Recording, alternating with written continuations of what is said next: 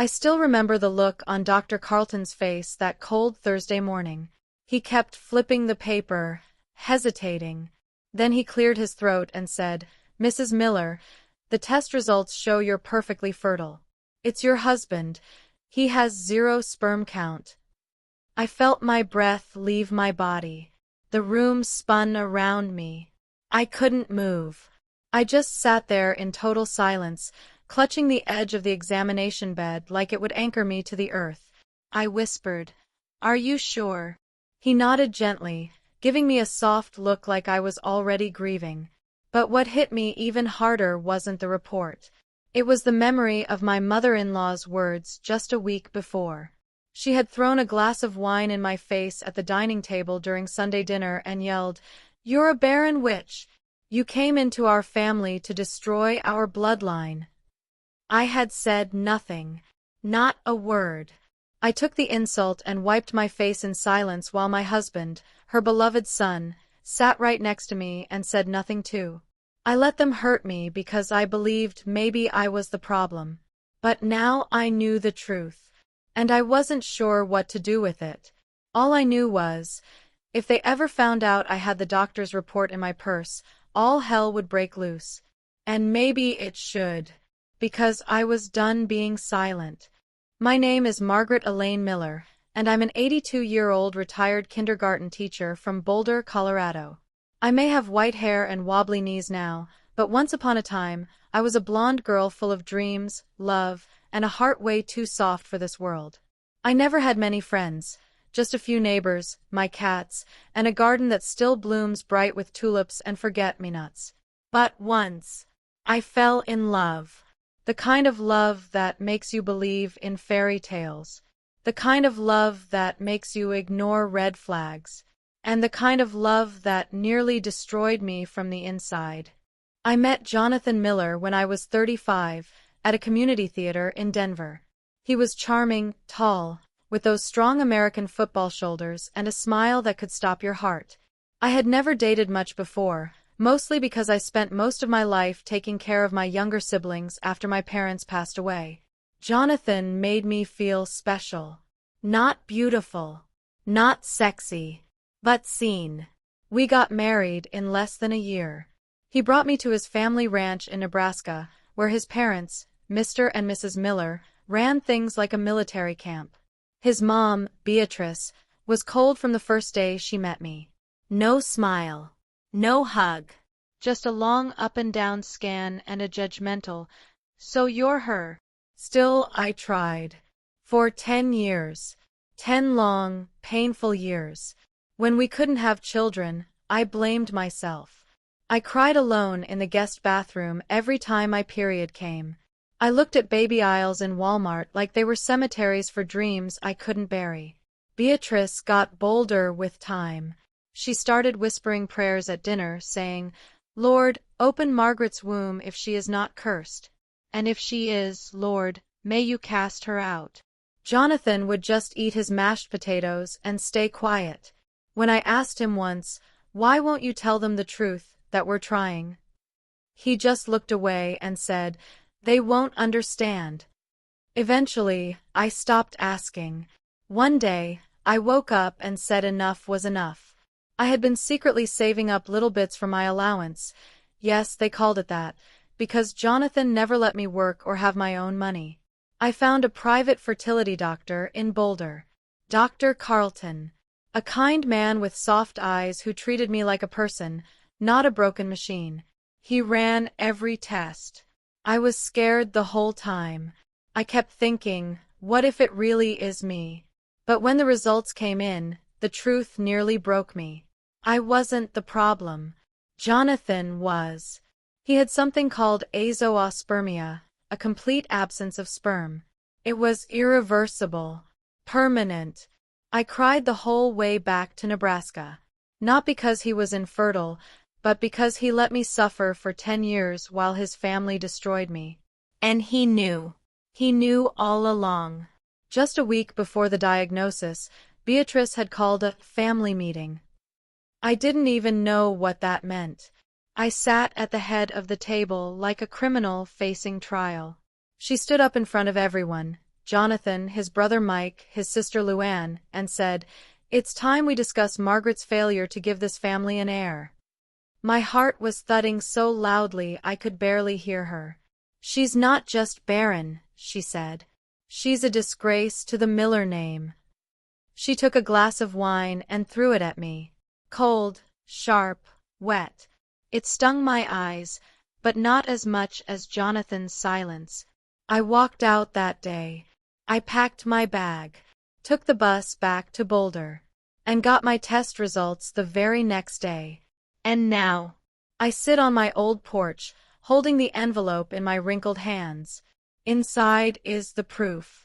Proof that I am not broken. Proof that they owe me an apology. But here's the problem. Jonathan is at my door. He's knocking. And I don't think he knows I have the test results. Or that I'm about to change everything. Do I open the door? Or do I burn the envelope and bury the past? Because once I tell the truth, there's no going back. I stood there frozen, my heart pounding like a war drum. Knock, knock, knock. 3 firm taps. The sound echoed through my little house like thunder in a storm. I looked down at the manila envelope resting in my lap. The test results. My truth. My weapon, or my peace. I took a deep breath, tucked the envelope under the cushion of the rocking chair, wiped my palms on my apron, and walked to the door. And then I opened it. There he was, Jonathan, standing like a ghost from a life I tried to escape. Still tall, still neat, but his eyes were puffy, like he hadn't slept in days. "Margaret," he said, his voice barely more than a whisper. But before I could respond, I saw her. Beatrice. My mother-in-law stepped out from behind him like a snake slithering out from under a rock, dressed in her church hat and long gray coat, clutching a Bible like it would defend her from my truth. I felt my stomach twist. I stepped back on instinct, but Jonathan placed his foot in the door. "Please, Margaret, just let us talk." It was strange seeing them both on my front porch. My last memory of the two of them together was that night, Christmas Eve 2 years ago. We were at the ranch, trying to keep up traditions. Jonathan had bought me a new red sweater. Beatrice said red was not a color for barren women. I had quietly folded the sweater and tucked it into my purse. Later that night, they gave out gifts to everyone. Jonathan's brother got a new tractor. His sister, a vacation trip to Florida. And when it came to me, Beatrice handed me a broom. "A woman with no children should at least know how to clean," she'd said, smiling sweetly while everyone laughed. Jonathan said nothing. Again. I went to the kitchen, pretended I had something in the oven, and cried next to the sink. "Why are you both here?" I asked, crossing my arms and leaning on the doorframe. My voice didn't shake. "Not today." Jonathan looked sheepish. "We just want to talk. Clear the air." I gave him a long stare. "What air?" "The one filled with all the names your mother called me for 10 years? The one where you let them treat me like garbage while you sat and watched like a statue." Beatrice stepped forward. "Now hold on, young lady." "I'm 82, Beatrice. Don't young lady me," I snapped. Her mouth opened, then closed. "Good." Jonathan reached into his coat pocket and pulled out a photo. It was of us, our wedding day. Me in a lace veil, smiling like a fool, and him in his military uniform. I stared at the photo, feeling the sting behind my eyes. "We were happy once," he said. "No," I whispered. "I was happy once. You just watched me rot." I wanted to throw the envelope in his face right then. Tell him the truth. That it was never me. That he had let me suffer years of abuse for something that was his secret. But I didn't. Not yet. Instead, I let them in. Not because I forgave them, but because I wanted to hear what ridiculous reason they had for showing up at my home unannounced after 2 years of silence. They sat on my couch, looking oddly out of place among my floral pillows and cat figurines. "I had a dream," Beatrice said suddenly. "Your late mother. She came to me in a dream. She said I had to make peace with you before it's too late." I stared at her like she'd grown horns. My mother? The same woman she'd once called a cursed widow? Now she's a messenger from heaven? I almost laughed. Jonathan looked down at his hands.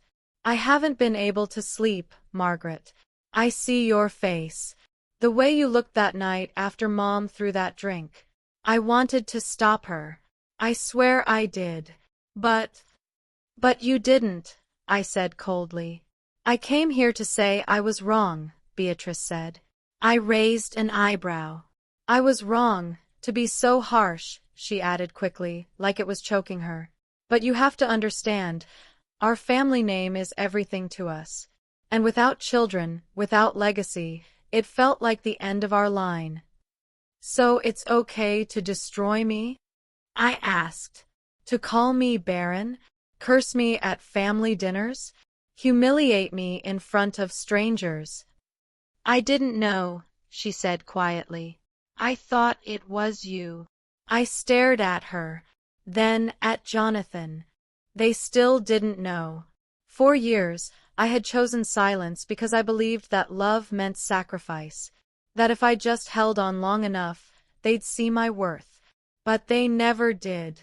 And even now, as they sat in my living room, supposedly apologizing, they still believed the lie. They still thought I was the broken one. I excused myself and walked to the kitchen. I pulled the envelope from the drawer under the bread bin and held it tight. Should I tell them? Should I shatter everything? Would it even matter anymore? I stood there, watching the sunlight hit the manila paper like gold. I had lived in shame, but they were about to taste it. I walked back into the living room. Beatrice was sipping tea like she owned the place. Jonathan was staring at his wedding photo. And I laid the envelope gently on the coffee table and slid it across to Jonathan. His eyes flicked from me to the envelope. "What's this?" he asked. My voice was calm. "Go ahead. Open it." Because once he read the results, once he saw what I had known for months, their entire world would fall apart. Jonathan stared at the envelope like it might explode in his hands. "Go on," I said quietly. My voice didn't tremble. My fingers didn't twitch. I was still, calm, cold even. He looked at Beatrice, then at me. Then he opened it. The sound of the paper sliding out felt like thunder cracking in the silence. He unfolded the results slowly, so slowly it almost drove me mad. And then I saw it. His face. His skin went pale. Lips parted. Eyes wide and darting over the page like they couldn't possibly understand the words written on it. He read it again. And again. Then he looked at me. Dead in the eye. "Zero," he muttered, barely a whisper. I nodded. "0. No, this can't be. There must be a mistake." I crossed my arms. 3 specialists confirmed it. 3. Dr. Carlton's signature is there. So are the labs. Beatrice leaned forward, snatching the paper from his hands. She fumbled with her reading glasses, read a few lines, then let out a sound I'll never forget. Not a gasp. Not a sob. It was like a gurgle of disbelief. You were the problem all along," she snapped at her son, her voice rising to a shriek. Jonathan shrank back on the couch. I'd never seen her yell at him before. Never. In all our years of marriage, Jonathan was her golden boy, the perfect child, the pride of the Millers. And now, she looked at him like he was a stranger. You let me humiliate this woman? You let me call her names? Curse her? I called her Barren to her face. She turned to me, tears welling up in her eyes. I'm so sorry, Margaret. That shook me more than the screaming. Not because I wanted her apology, but because it sounded real. Jonathan dropped his head into his hands. I didn't know how to tell you. I found out 2 years after we got married. The doctor said it was from an old injury in college. I thought if we just kept trying. You thought I'd never find out, I said sharply. He nodded. You thought you could let me take the blame. Let your mother shame me. And you'd stay the perfect son while I withered in guilt. He looked like a boy being scolded. Not a man. Not my husband. Beatrice stood and started pacing the living room like a lioness in a cage. My God! I ruined this poor woman's life. I've been so wicked. So blind. She looked up at the ceiling and whispered, Lord, forgive me. I sat in silence and watched them unravel. And I won't lie. There was something bitterly satisfying about it. Not joy. Not revenge. But something close to justice. For 10 years, I had cried in bathrooms, avoided baby showers, and taken every cruel word like a nail in my soul. And all this time, I was never the one at fault. I had spent a decade apologizing for a lie he built with silence.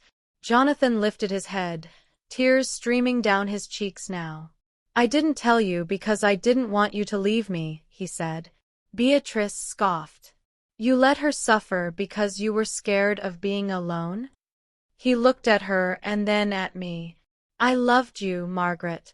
I still do. My heart twisted in my chest. I was afraid you'd see me as less of a man. I blinked slowly. Jonathan, I saw you as less of a man the moment you let your mother call me Barren and didn't say a word. That silenced him. I stood up and walked to the window, needing space. The sun was setting. My garden bathed in golden light. Everything looked calm outside, peaceful. But inside me, a war was raging. Part of me wanted to throw them out, kick them off my porch, slam the door, and never look back. Another part, the old part, still craved closure. Still wondered if there was a way to heal the ruins of this mess. And then Jonathan said something that knocked the air from my lungs. There's something else, he said. I turned slowly. Beatrice froze. Jonathan wiped his face and stood. 4 years ago, I tried IVF. Secretly. With a donor. I didn't want to tell you unless it worked. What? I whispered. He swallowed hard. The donor, she got pregnant. My hands went ice cold. You have a child? I asked. He nodded slowly. A daughter. She's 3. Her name is Ava. My knees almost buckled. You had a child with another woman? While we were still married. It wasn't like that. He rushed. I never slept with her. It was a clinical donor. I wanted a child. I was desperate. I thought, maybe if I had a child, I could convince you to raise her with me. Without telling me? I was going to, but when you left after Christmas, everything fell apart. I pressed a hand to my chest. My heart was racing. I felt like I couldn't breathe. You lied. Again. And now you want me to help you raise the result of a lie. He didn't answer. Beatrice was just standing there in total shock, her hands shaking. I walked toward the kitchen again, needing space. But halfway there, I stopped. And then I turned around, looked my husband in the eyes, and said, Bring her. He blinked. What? Bring your daughter here. I want to see her. Are you serious? Dead serious, I whispered, because something in me had shifted. I didn't want to go back to the marriage. I didn't want him back. But I needed to see the little girl, the innocent child tied to the man who broke me. And just maybe, the girl who might heal me. But I also had a secret plan of my own forming quietly in the back of my mind. One they weren't ready for. I didn't sleep that night. I just lay in bed, staring at the ceiling fan spinning slowly above me, the shadows dancing like ghosts of all the years I'd lost. Somewhere deep inside, I still felt hollow. But another part of me, one I hadn't heard from in decades, was rising with a quiet fire. If Jonathan thought I would just fall apart, he didn't know me anymore. The next morning, just after 10 a.m., I heard the soft crunch of gravel outside my window. I peeked through the curtain.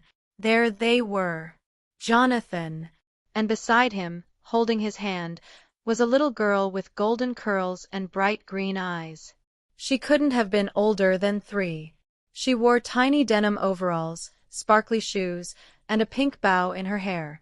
She clutched a stuffed bunny in one hand and looked up at my porch like she was standing before a castle. Elle l'a décoré avec des dragées et plus de paillettes que de glaçage. Les voisins sont venus. Béatrice aussi, plus calme, plus âgée maintenant, avec un regard adouci. Elle a apporté un cadeau et s'est assise sur le porche. Elle n'a pas beaucoup parlé, mais elle a souri quand Ava l'a serrée dans ses bras. Et ça, c'était suffisant pour moi. Ce soir-là, Ava s'est endormie en tenant un petit dessin. C'était un bonhomme bâton, elle et moi, main dans la main, entourés de fleurs. La légende, écrite en lettres maladroites, disait « Moi et mamie. Meilleurs amis pour toujours ». J'ai glissé le dessin dans mon journal. À côté d'une lettre que j'avais commencé à écrire la nuit où Ava m'avait appelée « Mamie » pour la première fois. Une lettre que je lui laisserai un jour. Elle disait « Chère Ava, je croyais que ma vie s'était terminée le jour où l'on m'a dit que je ne pourrais pas avoir d'enfant. Mais aujourd'hui, je sais. Ma vie a commencé le jour où tu es entrée dedans. Tu n'es pas un remplacement. Tu n'es pas un lot de consolation. Tu es le cadeau que je ne savais même pas comment demander. Et t'aimer est la plus grande chose que j'ai jamais faite. Avec tout mon amour. Ta mamie-maman. » Et en refermant le journal, j'ai murmuré une prière discrète vers le ciel étoilé. Merci, de m'avoir sauvée, moi aussi. I placed Ava gently on the armchair with her stuffed bunny. She's 3, I said, and your mother just tried to erase her existence. He nodded. I know. I want her nowhere near Ava. Do you hear me? Yes. And if you ever stand silently again while your mother uses that kind of language, you'll lose both of us. Jonathan nodded again, but slower this time. I don't want to lose either of you. I didn't respond. I didn't believe him. Not yet. Later that evening, after Jonathan and Ava had left, I sat by the fireplace sipping tea. The house was quiet again. Too quiet. I thought about Ava's drawings. Her tiny fingers. Her laugh. Then I reached into the drawer of the side table. I pulled out an envelope that I hadn't opened in almost 20 years. Inside was a letter. Yellowed. Wrinkled. It was from my doctor, long before Jonathan ever confessed.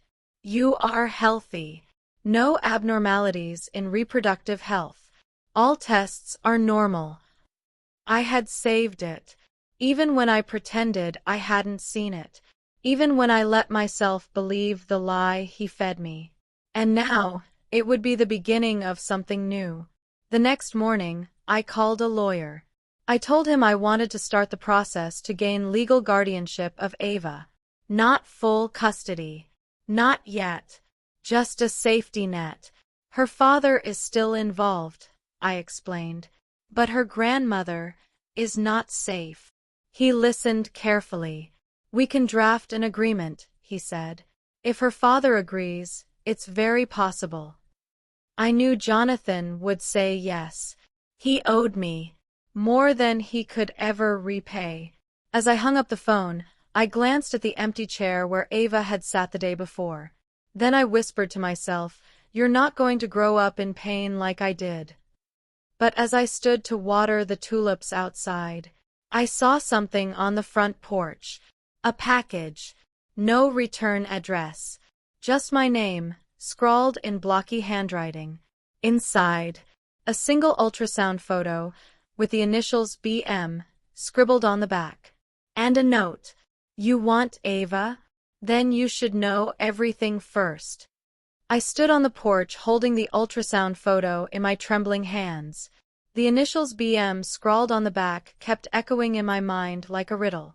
BM, it could have been anything. A cruel prank. A forgotten memory. But something in my gut told me this wasn't just a coincidence. Then the note. You want Ava? Then you should know everything first. My mouth went dry. I glanced over my shoulder, half expecting someone to be watching from across the street. But there was no one. Just the wind. And the weight of secrets someone clearly didn't want buried. I took the envelope and photo to Mr. Colton, the lawyer handling the guardianship inquiry.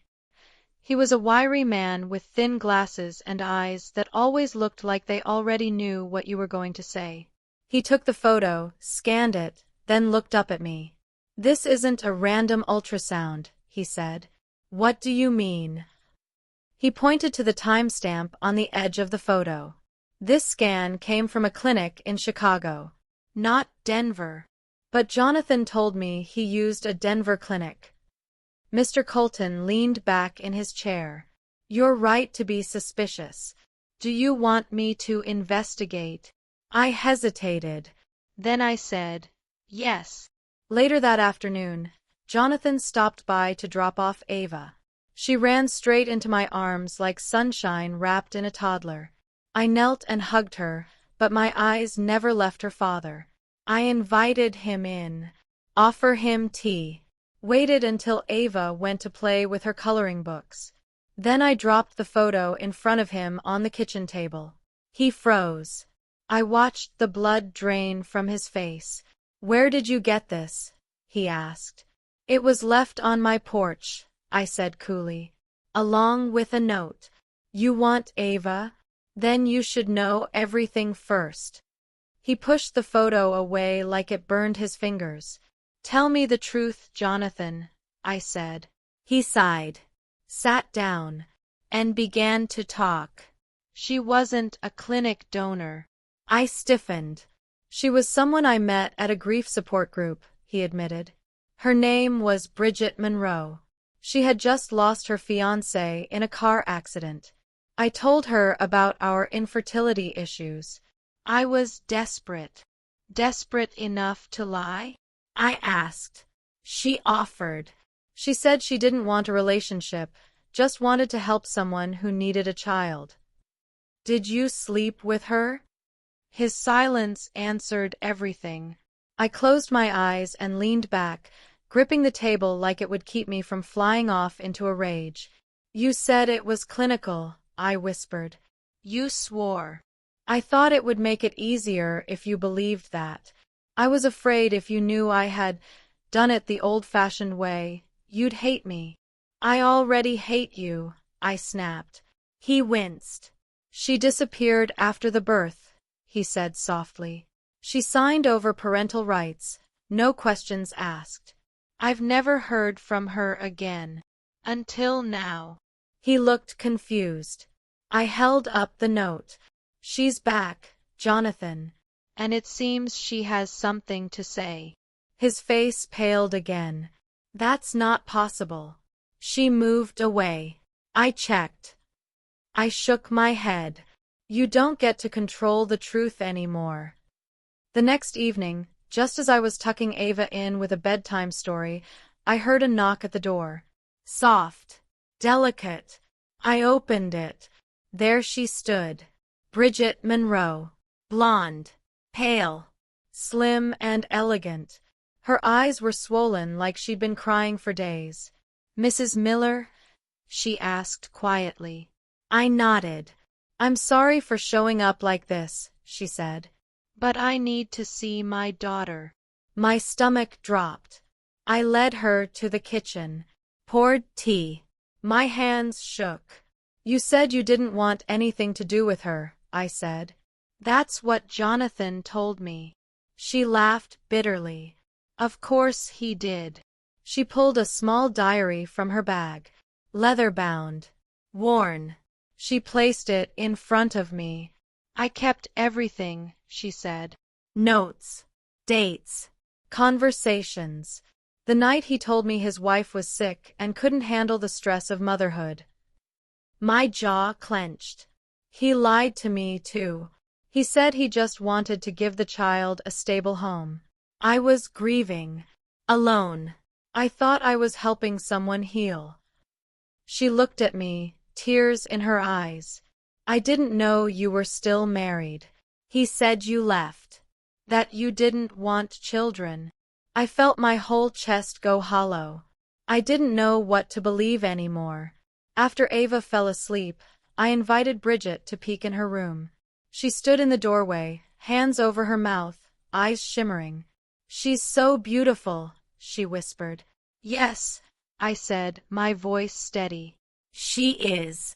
We stood in silence for a while. Then she said the one thing I didn't expect. I don't want to take her from you. I turned to her, shocked. I want her to know who I am. Someday. And maybe, if you're okay with it, I'd like to visit. I nodded slowly. But as I walked her to the door, I saw it. A black car parked across the street. Engine running. Windows tinted. Bridget noticed too. Her face turned white. She whispered, "They found me." I grabbed her arm. "Who?" She shook her head. "I have to go." Then she ran off into the night. And I was left standing there, holding a diary full of lies. If you've ever felt abandoned, unheard, or betrayed by someone who should have protected you, leave a comment. You are not alone. Please like, subscribe, and share this story so it reaches someone who needs to hear it today. Watching secrets grow darker by the second. And I knew one thing for sure. This story wasn't just about infertility anymore. It was about survival. And someone out there wanted the truth buried. I barely slept that night. Bridget's diary sat on my kitchen table like a ticking time bomb, its worn leather edges curling with age, but its pages threatening to unravel everything I thought I knew. And the car. That black car still haunted my dreams. Its windows were like dark eyes, watching, waiting. I knew danger had crept into my quiet life, but I didn't yet know how deep the rabbit hole went. At sunrise, after checking on Ava 3 times to make sure she was still peacefully sleeping, I sat down with a cup of black coffee and opened the diary. Bridget's handwriting was elegant, almost poetic. But the words, they tore through me. March 15th. Jonathan says his wife is dying. He looks broken. Alone. I told him I'd help. I'd carry the child if that's what he really wanted. God help me, I believed him. May 3rd. We slept together again. He said it helps ease the stress. But sometimes I wonder if I'm just filling a void. I asked about his wife today. He changed the subject. September 9th. He told me to disappear after Ava was born. No pictures. No claims. He handed me a check and a contract. I didn't read it. I just cried. I kept reading. Every page a wound. Every entry a mirror of Jonathan's betrayal, not just of me, but of her. He had lied to both of us. Manipulated us. Used grief and guilt like tools in his belt. And now, I knew why Bridget had run away the night before. She wasn't hiding from me. She was hiding from him. I dialed Mr. Colton first thing. I need you to file an emergency petition, I told him. Jonathan is unstable. I need temporary custody of Ava until this is resolved. There was silence on the line. Then he said, "You're not the first person to request this." I froze. What? Bridget Monroe contacted me last night. She asked me to secure legal proof of her visitation rights and gave me a sealed envelope with more documentation. She trusts you? I asked. She doesn't trust many, he replied. But she trusts that I work fast. Confrontation. Jonathan returns with an ugly demand. Just after lunch, Jonathan showed up at my door. No call. No knock. He just barged in. Ava was playing in the living room with a tea set. She squealed when she saw him, but something about his stiff smile made me step in front of her. He didn't hug her. Didn't bend down. He looked straight at me. "Where is Bridget?" he asked. I raised a brow. "You tell me." She showed up terrified last night and ran from a car parked across the street. His jaw clenched. "She left Ava in your care and ran. I don't know where she went. She hasn't contacted me," I added, keeping my voice firm. "She's trying to ruin everything," he said. "I gave her money. I gave her peace. She signed away her rights." "No," I corrected. "You bought her silence. You didn't give her peace. You gave her fear."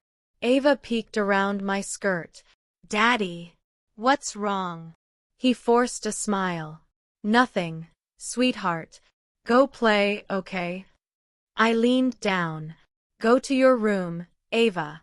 Play with your dolls for a bit, okay? Grandma will call you for cookies." She nodded and skipped away. "You think you're going to take her from me?" he hissed the second Ava was out of earshot. "I don't want to take her," I said. "I want her safe."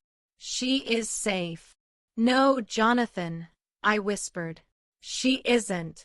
Not with a father who lies, who manipulates women, who hides children and signs contracts in secret." He slammed a fist on the table. "Don't you dare try to turn her against me." "I don't have to," I said, my voice cold. "You're doing that yourself." He stepped closer, his voice low and venomous. "If you go through with this guardianship, I'll make sure you never see her again. I'll move. Change schools. Change states. You'll die alone, Margaret." I didn't flinch.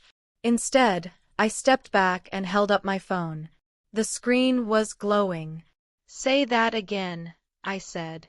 He blinked. "I've been recording. Every word. My lawyer has it now." He turned pale.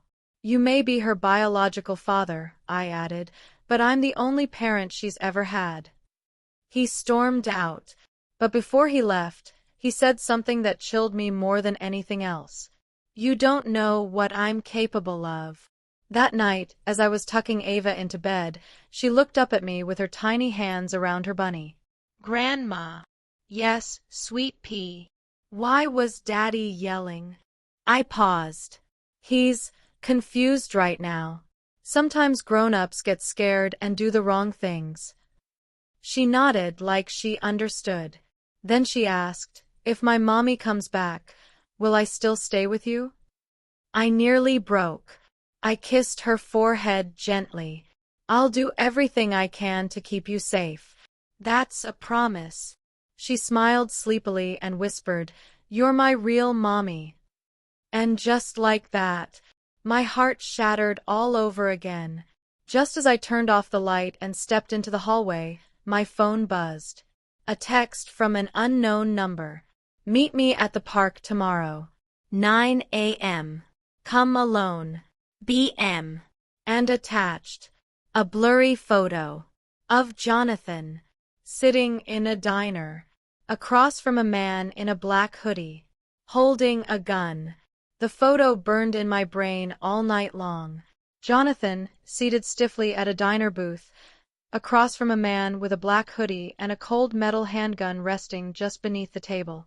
Hidden from sight, but clear as day in that photo. Who sent it? Bridget. She was trying to warn me. And the message. "Meet me at the park tomorrow. 9 a.m. Come alone." She knew something. Something bigger than custody, bigger than secrets. Something dangerous. I couldn't sleep. I sat on the couch holding Ava's little socks in my hands, listening to the ticking clock on the wall like it was counting down the last peaceful moments of my life. I dressed carefully, not like someone heading into a battle, but someone heading into truth. I left Ava with my elderly neighbor, Mrs. Cranford, who had always doted on her and didn't ask questions. I just told her I had a doctor's appointment and would be back before lunch. Then I headed to Willow Creek Park. At exactly 9 a.m., I arrived. The morning air was still. The playground was empty. Birds chirped overhead. And then I saw her. Bridget. She was sitting alone on a bench near the rose bushes, her hood pulled up, dark sunglasses over her eyes. I sat beside her without a word. We didn't speak for a moment. Then she said softly, "He hired someone to follow me." Bridget's voice was barely above a whisper. After I gave birth, I moved to Indiana. Got a small job. Changed my name. I nodded, listening. About 6 months ago, I noticed a man sitting in a black car outside my job. Same car. Every day. Sometimes a different man, but always the same car. She swallowed hard. I thought maybe it was in my head. Then I started receiving letters. No return address. No words. Just photos. What kind of photos? I asked. Of Ava. Playing at school. Walking with Jonathan. Getting ice cream. My stomach turned. He wanted me to know he had her, she said, voice cracking, and that if I ever tried to come back, something would happen. Bridget handed me a worn folder. Inside were papers Jonathan had forced her to sign. Termination of parental rights? I read aloud. She nodded. I signed it under pressure. No lawyer present. No notary. It's worthless. I looked at her. You still have legal rights? She nodded slowly. I do. But if I go to court, he'll drag my name through the mud. He'll tell them I abandoned her. That I'm unstable. He has money, Margaret. Connections. He's not the man you think he is. Oh, honey, I whispered. I know exactly what kind of man he is. Bridget opened her purse and pulled out a USB drive. What's that? Proof, she said. Of everything. Bank transfers. Private investigators. Travel receipts. He didn't just lie to us. He paid men to track us, scare us, and silence us. I had a friend trace it all, she said. Jonathan's been funneling money to a security firm under a fake company name. He hired them to watch me, and now he's watching you. I felt cold. Why would he do that? I asked. Because you're the only one who can stop him now. I stood from the bench and took a breath. We go public, I said. What? We take the story to someone who can't be bought. A reporter. A judge. A courtroom full of people. You and me. Together. Bridget looked scared. He'll come after us. I nodded. Let him. But this time, he'll learn what it feels like to be outmatched. I turned to her. And if we fail? She smiled faintly. We won't. That evening, just before bedtime, I received a call. It was Jonathan. I want to talk, he said. Just us. Tomorrow night. At the diner. My blood ran cold. The same diner from the photo. Why now? I know you've been snooping, talking to Bridget. I just want the truth. No lawyers. No judges. Just one last conversation. I'll come, I said. But I'm not coming alone. He chuckled. Then don't bother showing up. He hung up. I sat in my living room in the dark, holding the phone, the USB drive, and the diary that started it all. Outside, the same black car rolled slowly past my house. Its windows were still tinted. But I saw it this time. There were 2 men inside. And as the car vanished into the night, I whispered to myself. Let them come. This old lady has one more fight left in her. I knew walking into that diner could be a trap. But I also knew I wasn't going to let Jonathan win. Not this time. I had Bridget's diary. I had the USB drive. And I had someone even Jonathan didn't know about. The night before the meeting, I made a call to Detective Hollis, an old friend from my teaching days whose granddaughter I once tutored through grief therapy. He picked up right away. You said he hired private men? Hollis asked.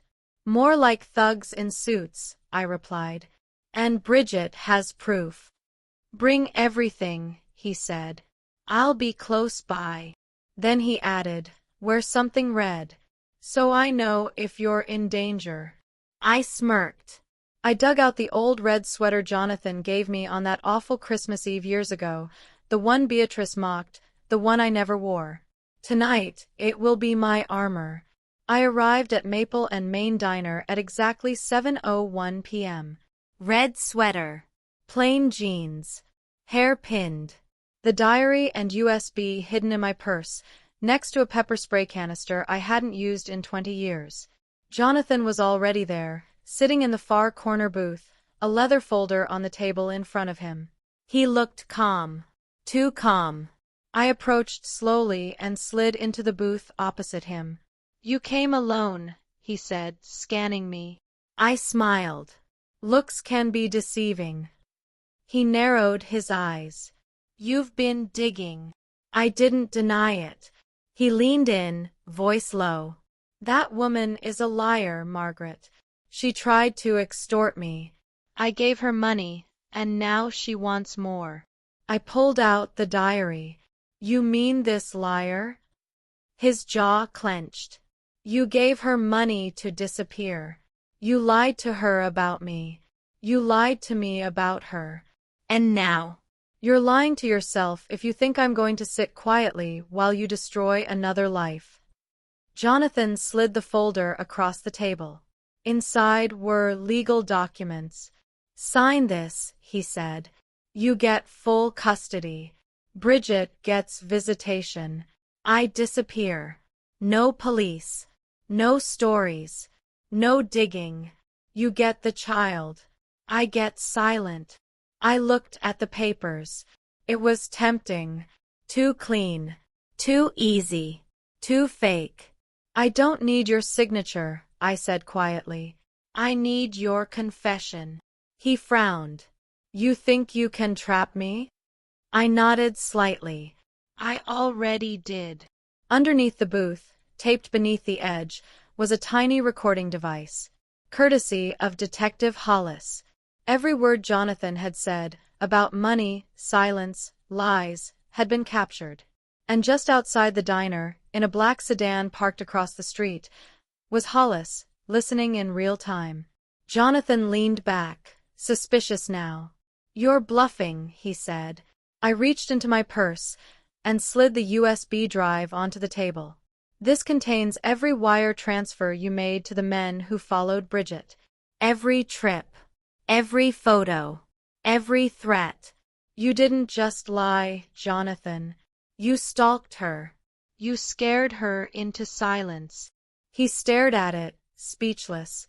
Then I added, and you used your daughter as a pawn. The diner door slammed open. 2 plainclothes officers stepped in. Jonathan turned just in time to see Detective Hollis flash a badge. Jonathan Miller, Hollis said, you're under investigation for coercion, witness intimidation, and unlawful surveillance. Jonathan stood, furious. You can't prove anything. I stood with him. Actually, I said, we can. I handed Hollis the diary. Then the USB. Then I looked Jonathan dead in the eyes and said, you underestimated me. Again. As Jonathan was being escorted out, the bell over the diner door jingled again. In walked Beatrice, flustered and red-faced. She saw the handcuffs. Saw the cops. Saw me. And she lost it. What's going on here? Why are they arresting my son? What did you do, Margaret? I walked up to her slowly. Calm. Steady. I placed a copy of Bridget's diary in her hand. Read this, I said. She opened it. Her eyes widened as she scanned a few pages. She looked up at me, speechless for once. Then I leaned in and whispered, You protected him when he destroyed me. I won't make the same mistake with Ava. And I walked out. When I got home, Ava was asleep on the couch, cuddled in her favorite blanket. Her little chest rose and fell gently. Mrs. Cranford handed me a note. Someone came by while you were out, she said. A woman said to give you this. I opened it. It was handwritten, shaky, but familiar. Dear Margaret, thank you for protecting her. I'm leaving the country for a while. It's safer this way. If anything happens, tell Ava I love her. And tell her I didn't mean to disappear. BM. There was a PS. Tell her she gets her stubbornness from both of us. I folded the note and clutched it to my chest. Just as I was heading to bed, my phone rang. Unknown number. I answered slowly. A distorted voice whispered, You think it's over, but you've only scratched the surface. There are others. Then silence. I stared at the phone, then at Ava, then out the window. The black car was gone, but something far darker was just beginning. The voice on the phone haunted me. You think it's over, but you've only scratched the surface. There are others. Others? What others? I had exposed Jonathan's lies, turned over the USB, handed Bridget's diary to the authorities. The court had already approved temporary guardianship of Ava in my name. What more could there be? But deep down I knew. This wasn't just about one man's betrayal anymore. This was about a web of silence, spun across years, wrapped tightly around secrets no one wanted aired. And now, someone was warning me to back off. But they didn't know me. I was 82 years old. I had lost everything once already. I wasn't afraid to lose again. 2 days later, I got another knock at the door. Not a stranger. It was Detective Hollis. He came in, sat on my porch rocker, and took off his hat. You were right, he said. My hands stilled on my teacup. Right about what? He pulled a folder from his coat and slid it onto the table. Jonathan's security payments didn't just go to surveillance.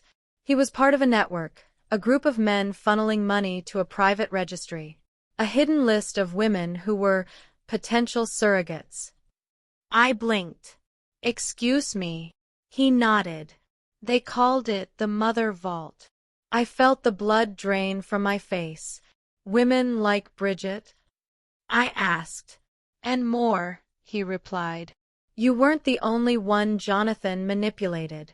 Bridget wasn't the only one he used. It turns out, the Millers, Jonathan's family, had invested in a shady medical initiative decades ago. Their ranch had once hosted wellness retreats, funded by anonymous backers promising alternative fertility solutions. Women came. Some left pregnant. Some didn't leave at all. And the entire operation was buried when the money dried up, until Jonathan found it again. He had used old connections, old blueprints. His mother's name had even appeared on the board of trustees. Beatrice, I whispered. Hollis nodded slowly. She knew more than she let on. That evening, Beatrice came to the house. No makeup, no hat, just a woman aged by shame and sorrow. I need to speak to you, she said. I let her in.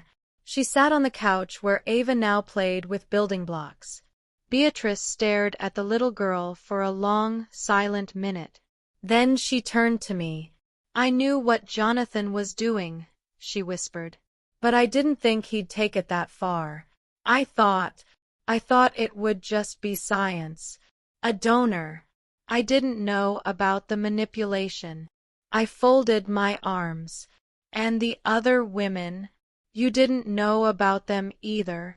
She flinched. I did, she admitted. But I told myself it wasn't my place, that it was his life, his decisions. I told myself it wasn't hurting anyone. Except it did, I said.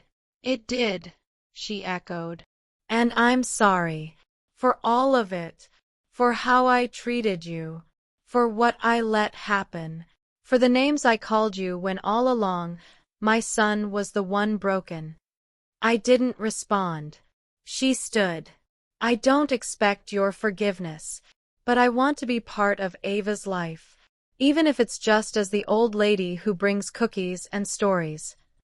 I looked at her, then at Ava, then back at the woman who had once shattered me. I nodded slowly. We'll see. Later that night, after Ava had fallen asleep in my arms, I found an envelope tucked between the pages of Bridget's diary. A final message. Dear Margaret, if you're reading this, I've left the country. For good.